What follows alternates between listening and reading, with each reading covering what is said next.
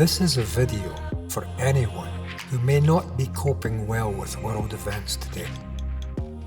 It won't help you in any way, but if you listen carefully and you follow where the words point to, if you can get up and walk there, you may well find that your life has been helped without doing a thing other than listening and watching. My hope and task in this video is to point, and to point well. Like I might give you directions to a street address, one familiar to me, but unfamiliar to you. This world really had a hiccup, didn't it? Tail end of 2019. 2 weeks to flatten the curve, and here we are, over 2 years later. Another pandemic on the horizon, and more catastrophes looming in our world than we regularly get to meet over a course of centuries.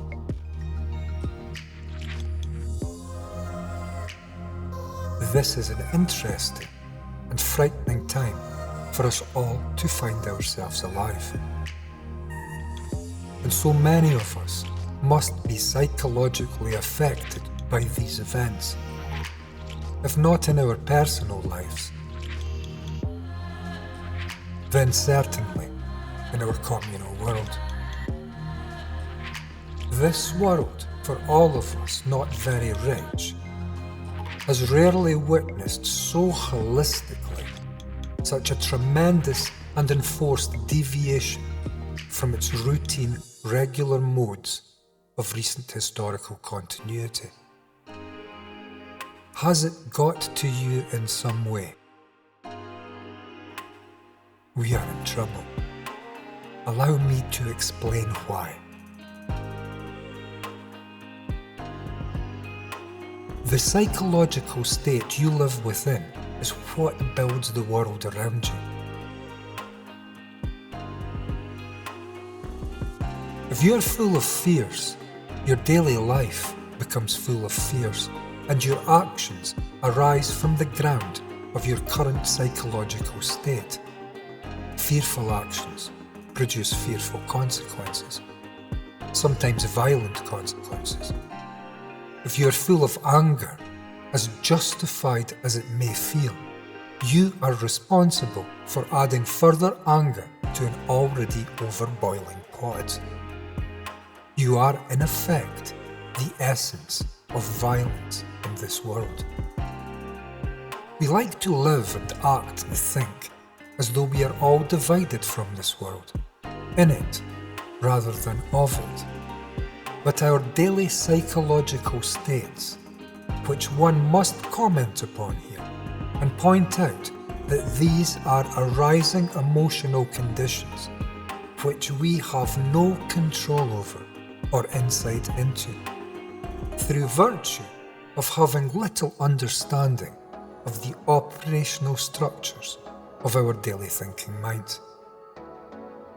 That which has built our conflicted outer world, which today is falling to pieces. Do you witness conflict within the movements of your thinking? Have you been suffering anxiety or inward pain, fears, from loss or otherwise? Are you finding the daily acts of living difficult? If so, the very first thing you need to understand is that none of your difficulties are arising from any past external life events. Not from any loss, not from any instability within our world, not from governmental action, not from war, not from the stupidity of leaders, nor the stupidity of the led. All inner pain comes from inner conceptual self, which is a movement within thinking. Allow me to repeat this because it has a certain importance. All inner pain, all of it, comes from inner conceptual self, which is a movement within thinking.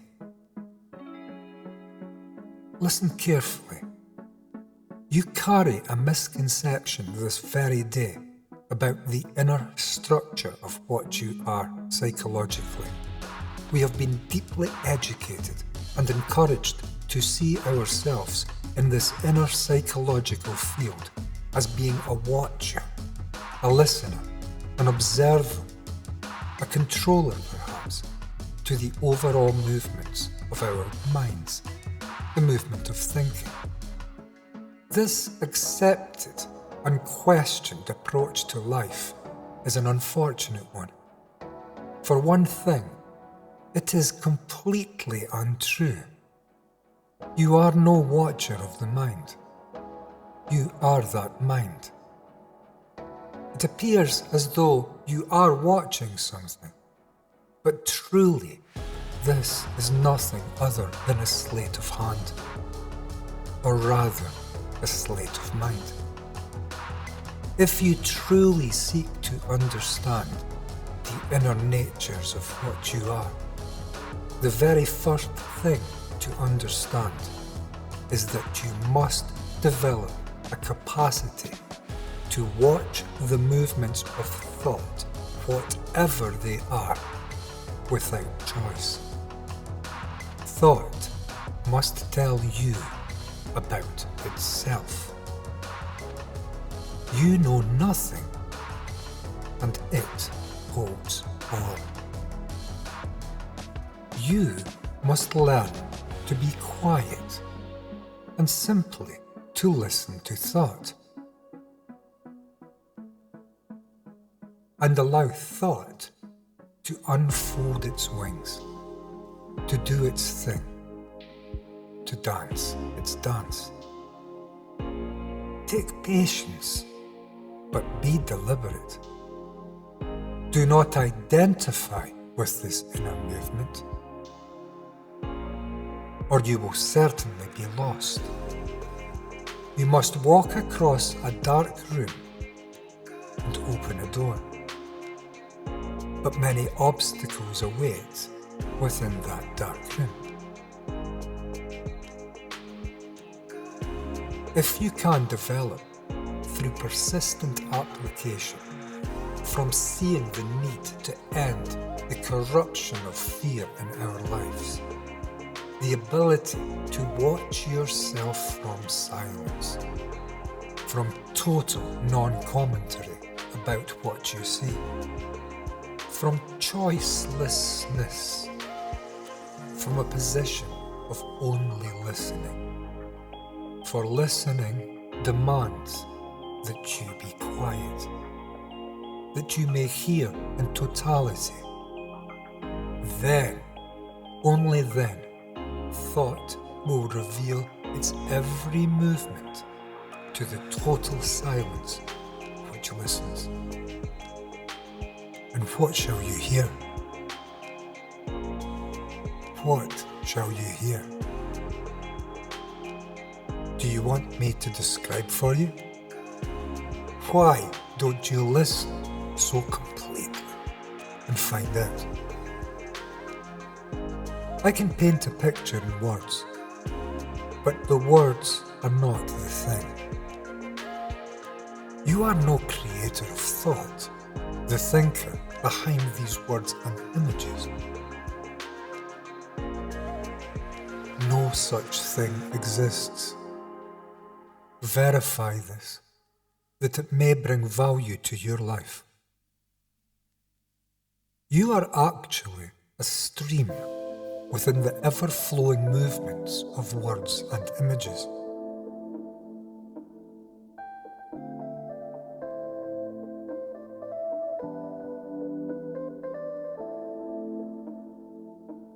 Thought is all memory.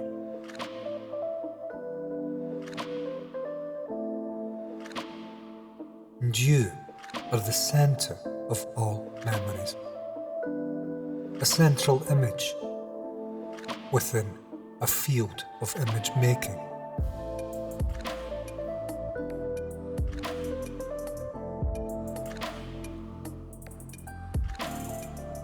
Thought is what creates the sense of you as a self. You do not create a single thing. You are being created. Verify the truth or falseness of these words through your own internal investigation. Christ stated the following, apparently, a strange statement indeed. Blessed are those who suffer. Blessed, for they shall come to see the kingdom of heaven. Can suffering open the gates of heaven onto one's life? I think it can, although one must become something of an internal warrior to approach these gates. One must be willing to stand within inner storms and look around. The human heart is a broken and lost place. We have lost our heart. We live in self, concepts. We live in illusions. And the center of all our illusions is the thinking self we carry inside, which we identify as and with, as though this were the very center, authentically, of what we are. A movement within words and images, within the imagination of mankind. We seem to not notice that this movement internally is automatic in nature, continues during sleep, and we cannot stop it ever. We are not thinkers of this movement. We are a part of what is being thought. You need look to see this, or to see it as not. But whichever the case, if you look, you will come to find something out about yourself which you previously did not know. Authentic sight of what you are, of the inner structure of what you call myself, me, and I, leads to authentic understanding of what you are. And you are the world. Understand yourself. You understand this world. Every human being holds on to the same educated, divisive structure of thought. Only the content differs. As thought is founded on knowledge gathered from experience, it is this differing experiential content that brings us all to conflict. We each look at the world through our thinking, and so we each see a different world, as our thinking arises from knowledge held within our brain from past experiences. We cannot experience everything in life, far from it. And so the limited nature of the knowledge from which our thinking arises brings us naturally to conflicts and wars. If you can be patient and watch and listen to the inner flow of complex and conflicted energies without any choice, then what you are watching naturally begins to reveal itself to you. I am telling you that what you see is what you are. But these words will have no effect on your life at all. And we are seeking deep effect. For if you can change, the world can change.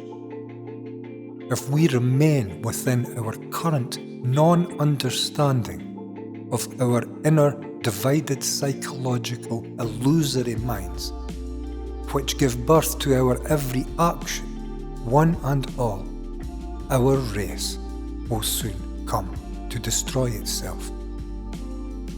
If you can come to see for yourself that the thinker and the thought are one movement, then your life becomes aligned to truth, and your fears will come to an end.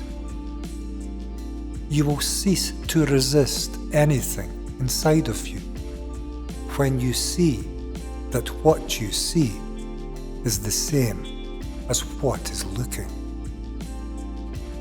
This is no quick fix. This takes dedication and constant observation of the movements of thinking, choicelessly.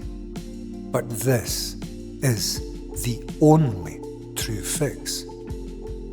Get to the root, understand the problem, and in complete understanding of the problem, act effectively. When you can see the totality of what the problem is.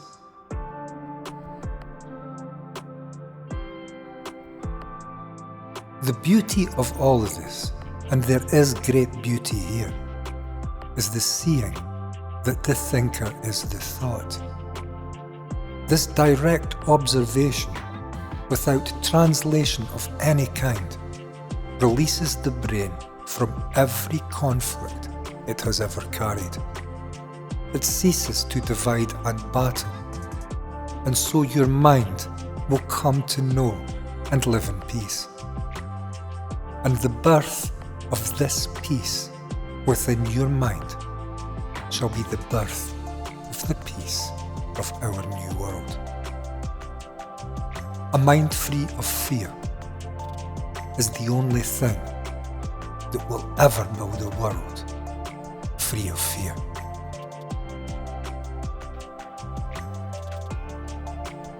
When you look at somebody, now you're sitting there and I'm sitting here. The speaker is here and you are there. You are the observer and the speaker is the observed. Right? How do you look at the speaker? You're the observer. What are you observing? The form of the speaker? The language you hear of the speaker? The gestures, the features, the form, the name? Is that what you're observing? Or you have an image of the speaker? Haven't you? So what are you observing? You are observing your own image that you have built about the speaker. Right? Now, can you look at the speaker without any image?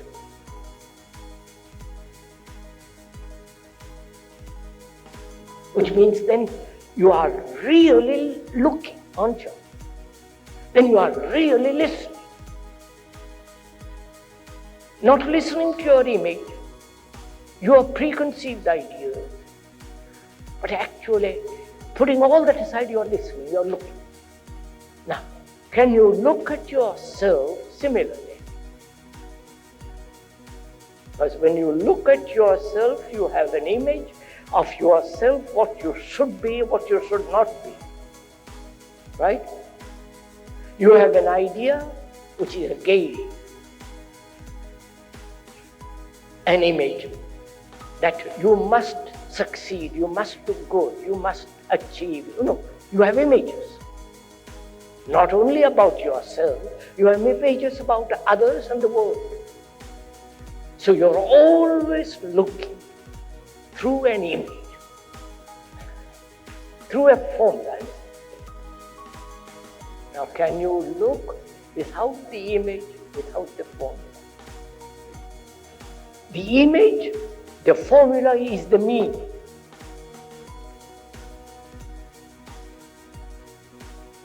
It's very simple, sir, to look at a tree,